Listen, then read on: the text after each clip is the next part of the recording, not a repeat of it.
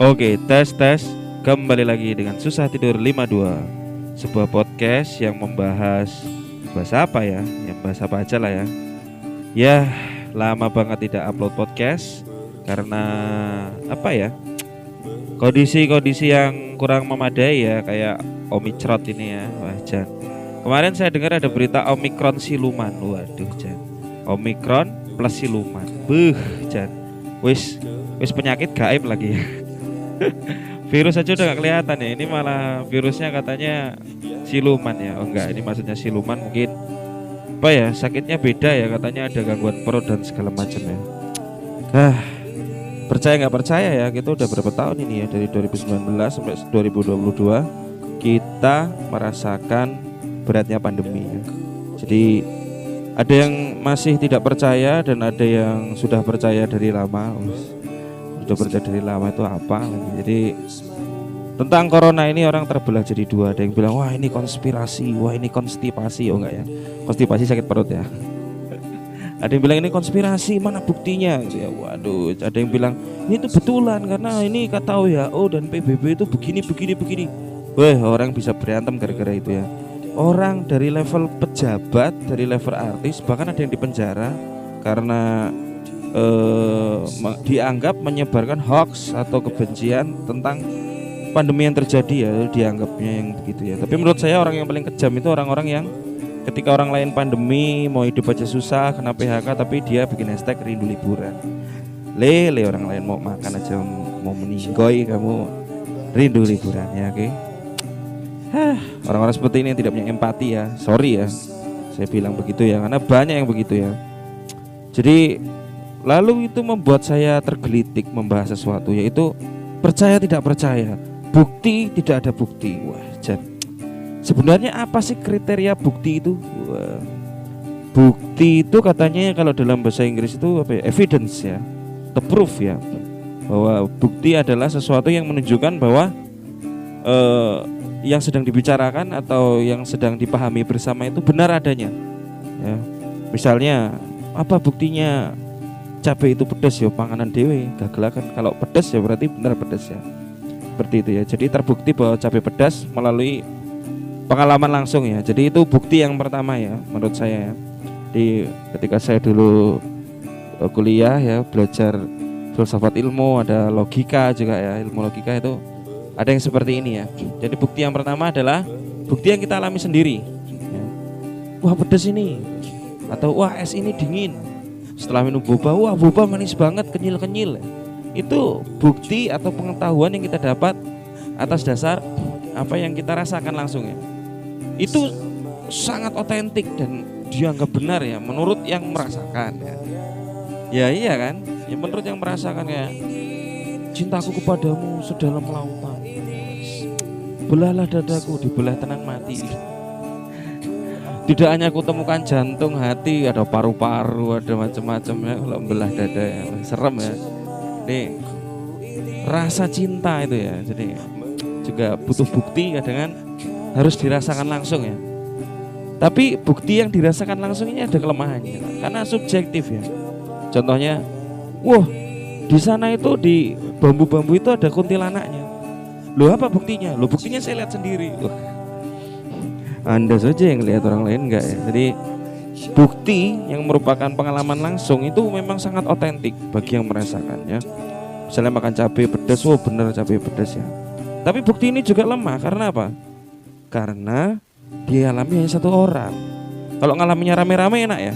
Kayak makan cabai tadi, 10 orang disuruh makan cabai rawit yang udah merah pasti ngerasa pedas ya, kecuali yang lidahnya mati rasa ya. Mungkin ada 1 atau 2 orang yang bilang ini gak pedas, biasa aja. Tapi rata-rata pasti bilang pedas ya. Dan itu jadi bukti bahwa cabai itu pedas. Tapi kan yang enggak kan ya enggak ya, kan bilang enggak pedas ya. Tapi kalau hantu tadi buktinya jadi kabur ya. Gimana cara membuktikannya? Orang itu pengalaman subjektif pribadi ya. Seperti itu, sama kayak orang kena corona.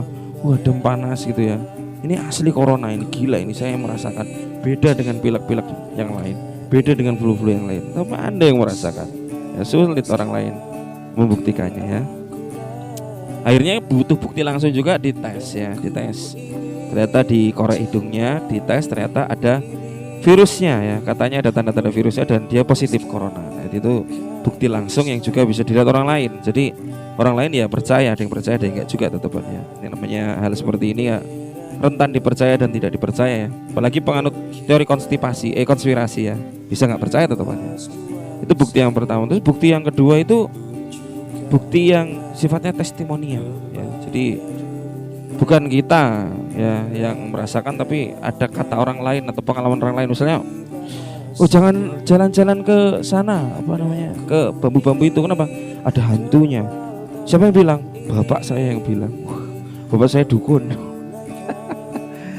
Sudah 30 tahun jadi dukun. Wah, kurang senior apa ya? Udah 30 tahun jadi dukun terus bilang di sana ada kuntilanak. Orang pasti cenderung percaya ya, cenderung percaya karena apa? Karena yang ngomong itu orang yang terlihat meyakinkan ya. Kecuali yang ngomong adik saya, lah adikmu bocah berapa tahun misalnya ya. Walaupun mungkin ya indigo bisa lihat, tapi sulit dipercaya ya. Jadi itu bukti testimonial ya, dan itu tidak kita rasakan sendiri, tidak kita alami, tapi bisa kita akui kebenarannya karena kita mengakui kelebihan dari orang yang ngomong ya. Ini kebenaran 90% yang ada di zaman sekarang itu buktinya testimonial ya. Kayak bumi itu bulat, kata siapa? Kata Galileo, kata Copernicus, kata NASA. Bukan kata Anda sendiri belum pernah lihat kan bumi itu bulat. Atau virus corona ini ukurannya 40 nanometer, bentuknya jegrik-jegrik begitu. Kata siapa? Kata WHO. Nah, kata WHO kan, Anda yakin dengan kapasitas WHO itu ya. Kata Bill Gates. Wah, itu dulu ya. Bill Gates, Anda ini ahli IT, kenapa ngomongin virus ya? Mencurigakan ini ya. Ini kayak orang yang bukan ahlinya terus ngomong, tapi sak donya percaya semua ya dengan Bill Gates ini ya. Si Bill ini ya, si Bill ini. Akan ada gelombang ini, akan ada ini, manusia butuh ini. Anda itu di teknologi komputer, komputer wae ya. Malah bukan dokter ya. Jangan-jangan ketua WHO juga bukan dokter, coba cek ya. Kayak di Indonesia kan begitu ya. Menteri Pendidikan bukan guru. Anda susah dong mau membuktikan ya. Anda memberikan bukti subjektif. Ngajar itu begini-begini, emang pernah ngajar? Enggak lah. Bukti subjektif juga enggak dapat ya. Padahal karena bukan guru ya. Atau ini apa namanya? Pendidikan tuh begini. Tapi dia sendiri bukan guru ya. Dia memberikan testimoni, tapi kita tidak percaya dengan kapasitasnya ya. Akhirnya ya begitulah ya. Ya dia orang pintar gitu aja lah. Terus menteri pertanian belum pernah jadi petani, atau menteri kelautan belum pernah jadi nelayan ya, begitu ya. Jadi minim bukti ya. Bahkan bukti testimonial dari beliau pun nggak ada ya. Itu jadi bukti testimonial itu sangat tergantung pada siapa yang ngomong atau siapa yang mengeluarkan bukti itu ya. Jadi kalau itu memang organisasi atau orang yang sangat berpengalaman, lebih dipercaya si bapak yang 30 tahun jadi dukun tadi ngomong ada kuntilanak daripada seorang yang tidak pernah jadi guru tapi ngomongin pendidikan. Waduh, ya kan? Iyalah. Itulah itu yang disebut dengan testimonial ya. Coba kapasitas orang yang ngomong itu dipertaruhkan ya dalam bukti testimonial. Ada juga yang ketiga itu sesuatu yang tidak butuh bukti ya. Sesuatu yang gaib misalnya kayak kuntilanak terus ya. Kayak hantu tadi ya, itu tidak butuh apa ya, tidak butuh pembuktian ya. Jadi treatmentnya itu ada di iman ya. Kalau tidak ada buktinya, treatmentnya di iman ya, percaya saja ya. Misalnya corona ini juga ada orang yang mentreatmentnya dengan iman. Ada tidak ada, menjaga kesehatan adalah tanggung jawab kita sebagai manusia, sebagai makhluk Allah, sebagai anak Tuhan, bahwa kita harus menjaga bait Allah kita, tubuh kita, bahwa kita harus menjaga kesehatan kita yang sebagian dari iman itu. Kita mentreatmentnya dengan iman ya. Karena kita sulit membuktikan secara testimonial, banyak sumber yang sulit dipercaya, hoax. Baik secara subjektif atau secara pengalaman langsung juga sulit ya. Jadi pengalaman langsung dan subjektif tidak bisa, kita nggak bisa lihat virusnya langsung, mata kita nggak bisa lihat, yang kita rasakan cuma gejalanya, pilek, batuk yang sama dengan pilek batuk yang lain. Kita mau percaya dengan testimonial juga banyak sumber yang meragukan. Akhirnya apa? Yang kita kembali ke sesuatu yang nggak butuh bukti, yaitu keimanan ya. Bahwa menjaga kesehatan tetap sesuatu yang wajib bagi kita ya.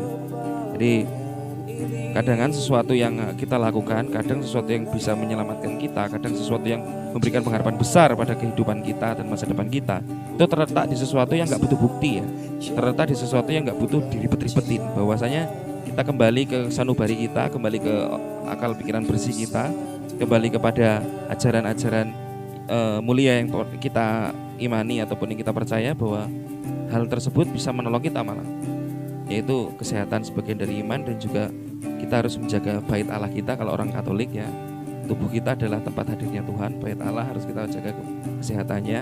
Entah apapun penyakitnya, kita harus, kalau disuruh cuci tangan ya cuci tangan, kalau disuruh jaga kesehatan ya jaga kesehatan. Makan bergizi itu wajib ya, memelihara tubuh, karena membenci tubuh berarti membenci ciptaan Tuhan ya, seperti itu ya. Untuk mungkin agama lain, Hindu Buddha ada yang saya kurang tahu ya, karena tidak mengalami dan tidak punya pengalaman langsung dengan penganutnya. Jadi seperti itu ya.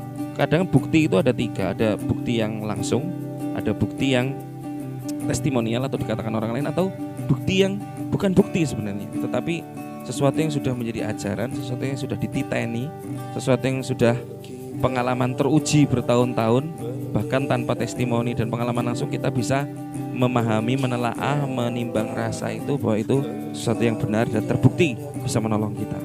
Oke, sampai di situ saja Susah Tidur 52 kali ini. Jangan lupa dengarkan Susah Tidur 52 ini di Anchor Radio, juga dengarkan juga di Spotify. Mungkin juga akan hadir di YouTube saya, di YouTube personal saya, bukan di YouTube band, yaitu di Hendrikus Yulian ya.